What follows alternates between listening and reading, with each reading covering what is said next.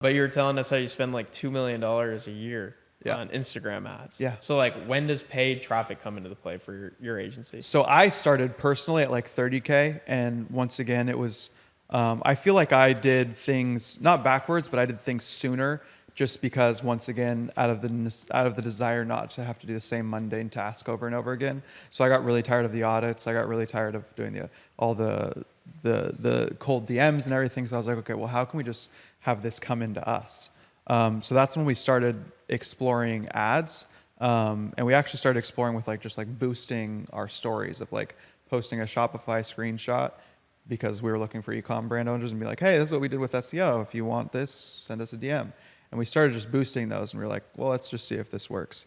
And then I actually went to go work with one of my friends, Paul Neff, and to do ads. And we started making some short form content to post as ads of me talking about what we do and whatever. And I was like, man, I really don't like doing this. So that was my first thing when I pretty much knew that it wasn't going to work for my company. And the second thing is it would depend on me, right? Yeah. Like I would be the one recording the ads. I would have to be the one making the content. I would have to be doing all these things in order for the business to grow. And that's not a business if it relies on you. So I thought, okay, well, this isn't going to work. We have to figure out something else. Well, I was like, well, these posts that we're doing on Instagram occasionally where we're just posting these stories, they're working. Like we get people sending us messages. So what if we just run these as ads? So what our ad strategy is and has been for the last year and a half and has not changed is we literally just grab Shopify screenshots, and you can do this for any niche. If you're looking for leads, you can do it of like, I don't know, like your Instantly account of like showing what you got, or you can do it of like your go high level of like how many you closed, whatever it is. And you can show a screenshot of it, something that your target audience would recognize, and then we just overlay the Instagram text editor on it. And the reason that we do that is because we only run DM ads, and we only run them to stories. So we want it to look as native as it possibly can so that people don't just click through it because they think it's an ad, right? So if it looks like a story and they're just scrolling through, they're like, oh yeah, and then they read it. And then swipe up and respond to it. And then they swipe up and respond. It's like a DM set. Yeah. Yeah. And so that's the process that we go through, because the thing about Shopify owners is our hook is literally just a screenshot. Because anyone that is on Shopify, every morning they're looking at their dashboard, right? And even some of our ads say like, hey, your dashboard doesn't look like this. This is what I like, different things like that. And one of our highest performing ads, like literally the copy on it says, this is one of our clients that did SEO. You'll spend your life savings on Facebook ads for a terrible ROAS and give all your money to Zuckerberg, but you won't spend a few thousand a month on SEO and get a 35x return like this client. Send us a DM. And that ad with that copy has literally made me more than $1 million with just a Shopify screenshot. Damn. That's huge, dude. Wow. Yeah, it's insane. So paid is how you really scale things. And then, yeah, we stopped doing the cold because the leverage was just different, right? For LinkedIn, we actually do the audit method, but for Instagram, we stopped doing the cold because the leverage was just different. I was like, okay, if we're spending this much money and this much time on ads, then we can scale faster than if we're spending this much money and this much time on audits. So then we just pumped all the money into that. Write that down, bro. That creative was such a good idea. Have you? That's how you know it's good when one of the hosts is like, hold up. It's like, write that down. Have you had any issues with the ad platforms? Like, because you're just directly calling out, like, this person made this much money? Nope. Because we don't, it's in the creative. So we're not saying, like, you'll make millions of dollars. Yeah. We're not saying anything at all. We're giving, because the thing about it, too, is we're targeting business owners that are making at least $2 million a year. So we're trying to speak their language, too. Yeah. We're not being some like scammy entrepreneur of get rich quick scheme of like, oh, you can get a Lambo if you do this, blah blah, or whatever. Like it's like your ROAS I know is 3, right? Like I know it because I know what all of your dashboards look like. It's a 3, and I know that your conversion rate is probably below 2%. And then I'm like, for SEO, all of our conversion rates are between a 5 and a 15%.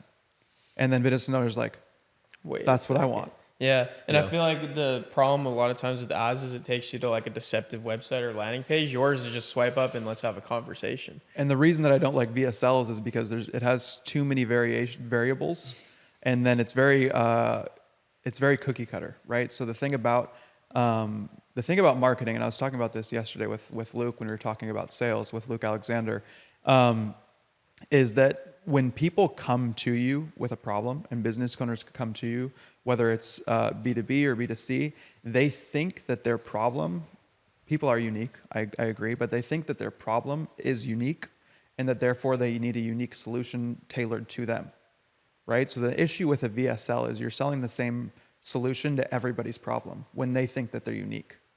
When we as marketers, we know that I don't care who you are, we're going to do ABC for you, and it's going to work for you every time. Like your thing might be like your conversion rate's low. It might be that you're not getting a ton of traffic. It might be that your click-through rate is low, whatever. But when we onboard you, we're going to do the same checklist. Yeah. You know what? But when you're doing sales, like you're selling to their pain points, you're selling to their emotions, to their problems, to whatever they have. You're not going to sell them something that they don't have an issue with. Yeah. So it's the same thing for me through like advertising. Like, why would I advertise to someone in a way that didn't treat them as a unique human? So that's why we do DM ads specifically, and we don't do any sort of automation. I have 4 appointment, well, probably 5 now. I think 5 appointment setters that work on my account 24/7 that literally sit there and respond to the messages where they're just saying like, hey, and then once again, we're doing the same strategy as the audit. We're not just trying to sell them. We're like, well, how's business going? Yeah. Right? Like, well, what are your biggest pain points? Like the setters are doing this before we even getting on a call with them, of just like building a rapport with them. And they think they're talking to me. Like, we're not telling them that they are. If they ask, we're like, yeah, I'm an appointment setter. But they think they're talking to me and building a relationship with me ahead of time.